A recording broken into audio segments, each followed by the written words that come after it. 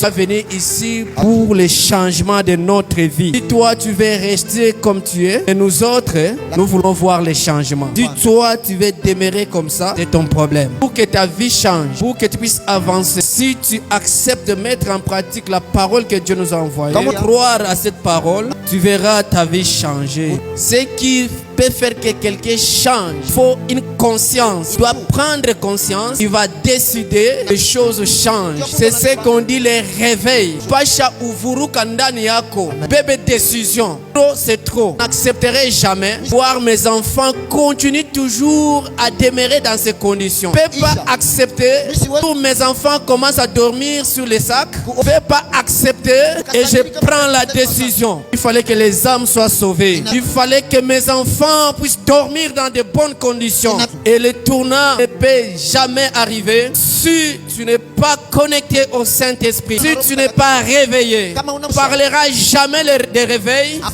s'il n'y a pas le Saint-Esprit. Le réveil vient nulle part. Le réveil vient que du Saint-Esprit. C'est le Saint-Esprit qui nous réveille. C'est le Saint-Esprit qui nous donne une nouvelle souffle. C'est le Saint-Esprit qui garde en nous la chaleur de Dieu. C'est le Saint-Esprit qui garde en nous l'amour de Dieu. De ne pas se refroidir, de ne pas lâcher, de ne pas abandonner, de voir les gens mourir, de voir les gens mourir dans les maladies. Et je croise les bras parce qu'il n'y a plus l'amour en nous. Parce que le Saint-Esprit, c'est lui l'esprit d'amour.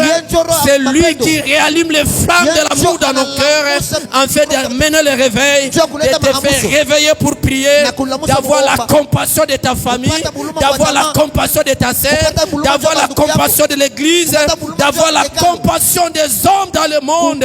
Il n'y a pas le réveil sans le Saint-Esprit. Le Saint-Esprit qui amène le réveil. Que quelqu'un se réveille, prend la décision. Si tu ne prends pas la décision de changer ta façon de faire des choses, après 10 ans, tu vivras toujours les mêmes choses. Romains 13, 11. La Bible dit, cela importe, d'autant plus que vous savez en quel temps nous sommes. C'est l'heure de vous réveiller enfin du sommeil. Car maintenant le salut est plus près de vous, plus près de nous, que lorsque nous avons cru.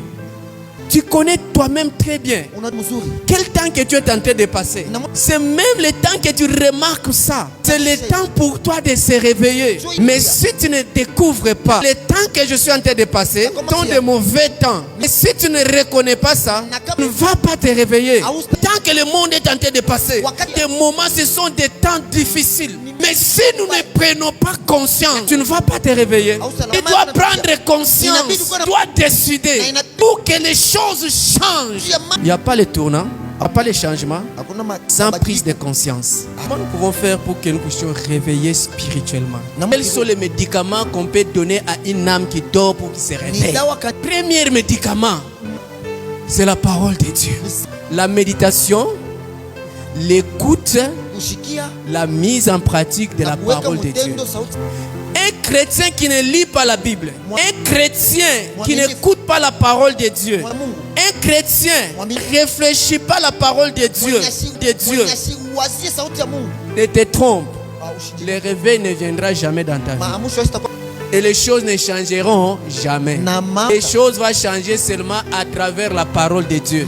Rien qui peut changer ta vie si ce n'est que la parole de Dieu. Deuxième des choses, la prière. Mon frère, ma sœur, ce réveil que vous voyez dans le monde.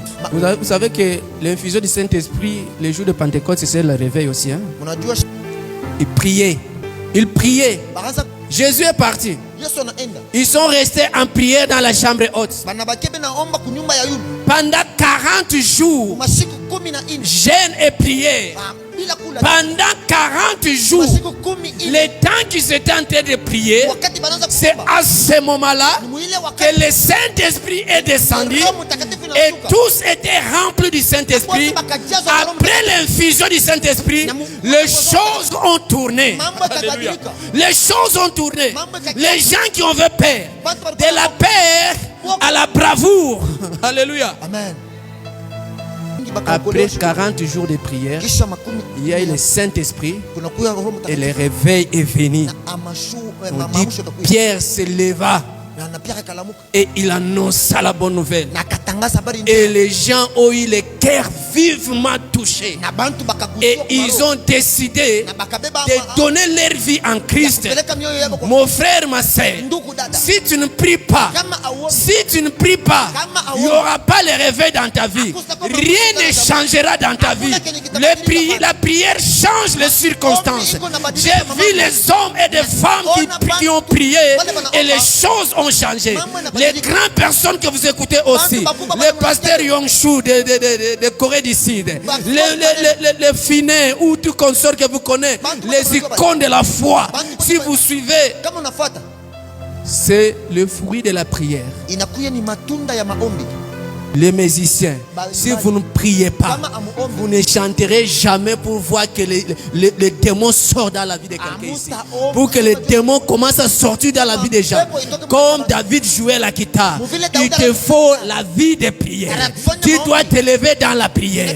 Et le temps que tu deviens une femme, un homme de prière, et il y aura le réveil spirituel. Ton esprit sera éveillé. Et le temps que ton esprit est éveillé, tu te parles à un démon. Tu te parles à la maladie. La maladie doit quitter. La maladie doit changer à la guérison. La pauvreté doit changer à la richesse. La malédiction doit changer à la bénédiction. Parce que tu t'es consacré dans la prière. Mais si tu ne demeures pas dans la prière, n'attends à rien qui va changer dans ta vie. Dawa ya mabadiliko ya maisha ni maisha maombi. Je rentre un peu pour stimuler encore nos frères et sœurs qui n'ont pas encore reçu Jésus-Christ comme Seigneur et Sauveur. Le réveil ne viendra jamais dans ta vie, le changement ne viendra jamais si tu n'as pas donné ta vie en Christ. C'est là où le commencement. Si tu n'as pas donné ta vie en Christ, si tu n'es pas uni en Christ, les changements ne viendront jamais. Tu ne changeras pas la vie du péché à la vie de sainteté. Tu n'abandonneras jamais le péché. Tu ne deviendras jamais saint si tu n'as pas donné ta vie en Christ. Le réveil ne viendra jamais dans ta vie si tu n'as pas pris la décision de dire non Seigneur, aujourd'hui je te donne ma vie, je dois devenir une nouvelle créature, je dois entrer dans la famille de Dieu. Si tu donnes ta vie en Christ, tu deviens dans la famille de Dieu. C'est là où le début, oh Seigneur Jésus, de réveil dans ta vie. C'est là où le début des changements. Je parlais deuxième remède, deuxième traitement, des changements. Le réveil, c'est la vie de la prière. Troisième remède, la communion, l'unité. S'il n'y a pas la communion, s'il n'y a pas l'unité, que ce soit toi-même d'abord ta communion avec le Saint-Esprit, ta communion avec Dieu. Si tu n'amènes pas la vie de communion avec Dieu, rien ne changera dans ta vie. Il n'y aura pas le réveil dans ta vie. Pour que le réveil vienne dans ta vie, il te faut mener une vie de communion avec le Saint-Esprit, une vie de l'unité avec Dieu. Sois l'ami de Dieu. Cherchez à écouter Dieu. Cherchez à marcher avec le Saint-Esprit. Et le temps que tu demeures avec lui, et tu verras, tu seras un homme de réveil. Alléluia. S'il n'y a pas la communion, s'il n'y a pas l'unité, mon frère, dans l'église, il n'y aura pas le réveil. Il n'y a pas les changements. Si tu ne découvres pas qu'il y a un problème. Par la grâce de Dieu, Esther est devenue la femme du roi. Une femme étrangère est devenue la femme du roi. Et le problème s'est levé entre la race d'Esther et la race du roi. Il y a eu les problèmes dans le monde entre la race de Dieu et la race du diable qui est le roi de ce monde. Alléluia. Il y a un problème entre la race de Dieu dans le monde et le roi du monde qui est le diable. Le roi du monde qui est le diable cherche à détruire, à tuer tous les peuples de Dieu. Écoute, je te rassure que dans le monde que nous sommes ici, tout ce que le diable est en train de faire dans ce monde, c'est de tuer, de te faire mourir, de faire détruire. Le roi de ce monde, son travail quoi? Détruire, tuer, égorger, diviser. Et il est là. C'est ça son travail. C'est comme j'ai imaginé textuellement Mardochée et Esther avec tous ces peuples dans l'empire perse, que les juifs qui s'est levé, Naman. Il y avait un homme, Mardochée. Il était en train de servir aussi dans la cour royale. Mais dans la cour royale, parce que c'était un pays étranger, ils avaient leurs idoles. Et tout le monde devrait commencer à adorer les idoles. Tout le monde devrait commencer à prosterner. Mais Mardochée, lui, en connaissant son Dieu, il ne pouvait pas faire ça. C'est comme dans le monde aujourd'hui. Pour avoir le travail, il fallait toujours donner un peu d'argent pour qu'on te fait entrer dans le boulot. Nous qui avons nos frères à Colosie, surtout les chauffeurs, à Colosie aujourd'hui, si tu es chauffeur, pour avoir le travail, si tu ne donnes pas $250, $300, $500, tu n'entreras jamais. Dites que c'est ton père qui travaille là-bas, ou ton grand frère qui travaille là-bas, il te fait entrer dans le travail. Mais si tu ne donnes pas cet argent, tu ne vas pas travailler. Si tu es un tout travaux, on dit un tété, mbolo. Si tu ne donnes pas 50 000 ou 30 000 francs, même si c'est un travail de 10 000 francs par jour, tu ne vas pas entrer. C'est le monde aujourd'hui.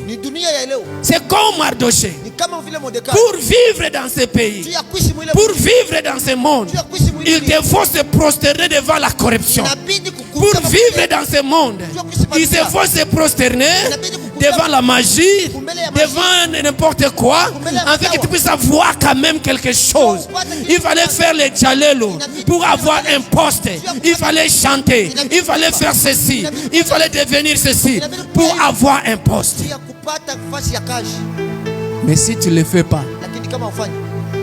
Mardochée, c'est pourquoi sur le Romain que nous avons lu, comprenez le temps que nous sommes en train de passer. Le Romain chapitre 13, le verset 11. Comprenez le temps que nous sommes en train de passer. C'est le moment difficile. Et vous devez se réveiller. Comprenez le temps que le monde est en train de passer. Il faut nous réveiller. Si tu te réveilles pas dans la prière, si tu te réveilles pas dans la vie de communion fraternelle, si tu te réveilles pas dans la vie de la parole de Dieu, de venir à l'église chaque jour, de chercher Dieu, tu attends voir ta vie changer. Mon frère, ma soeur, ça ne changera jamais. Dieu n'agira jamais dans ta vie en dehors de ses principes. Atatenda Dieu yeni njo neno, atatumika Dieu nje ya neno yake. Réveille-toi kanisa. Réveille-toi dans la prière. La prière nous pousse à mener une vie de la sanctification. Bandu kama uko mtu wa maombi, utaona tu manzambi yone anaanza kukimbia. Kama unaanza kubakia maombi, unaona tu akiwa anzabi anaanza kukimbia. Vous péchez parce qu'il n'y a pas le réveil spirituel. Vous péchez parce qu'il n'y a pas le réveil de la prière. Oh, la pauvreté atteint ta famille parce qu'il n'y a pas le réveil. Alléluia. Mon frère, ma soeur, même si tu es chrétien, si tu ne te réveilles pas dans la prière pour ta famille, même le jour que ta famille aura les problèmes, les soucis vont t'atteindre, les problèmes vont t'atteindre, parce que tu n'es pas réveillé, parce que tu n'es pas réveillé pour aider ta famille, pour prier pour ta famille. Ton enfant va tomber malade et tu vas dépenser l'argent. Ta famille doit tomber malade, tu dois avoir les inquiétudes parce que tu n'es pas réveillé spirituellement. Tu ne réveilles pas que les choses changent. Esther, si tu ne te réveilles pas,